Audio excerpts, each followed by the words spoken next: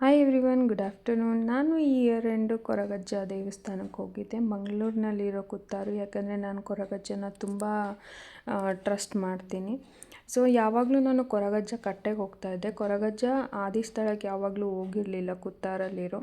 ಇದು Koragajja ಕಟ್ಟೆಯಿಂದ just 1 kilometre ಹಿಂದೆ ಇದೆ ಆದಿಸ್ಥಳ.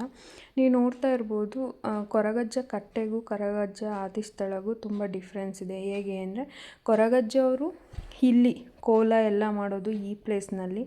ಅಲ್ಲಿ ಕೊರಗಜ್ಜ ಸಂಜೆ ಟೈಮು ಕೆಲವೊಂದು 6 ಕಟ್ಟೆಗಳಿದೆಯಂತೆ. ಸೊ ಅದರಲ್ಲಿ ಕುತ್ತಾರಲ್ಲಿರೋ ಒಂದು ಕಟ್ಟೆ ಕೂಡ ಒಂದು. ಅಲ್ಲಿ ಹೋಗಿ ಕೊರಗಜ್ಜ ಸಂಜೆ ಟೈಮು ಕೂತ್ಕೊಂಡು ರೆಸ್ಟ್ ಮಾಡ್ತಾರೆ ಅಂತ ಒಂದು ಹಿಸ್ಟ್ರಿ ಇದೆ. ಸೊ ನೀವು ನೋಡ್ತಾ ಇರ್ಬೋದು ಕೊರಗಜ್ಜ ದೇವಸ್ಥಾನ ಎಷ್ಟು ಚೆನ್ನಾಗಿದೆ. ಅದನ್ನು ಫುಲ್ಲು ತೆಂಗಿನ ಗರಿಯಿಂದ ಕಟ್ಟಿದ್ದಾರೆ. ಒಳಗಡೆ ಹೋದರೆ ತುಂಬ ನೆಮ್ಮದಿ ಫೀಲ್ ಕೊಡುತ್ತೆ.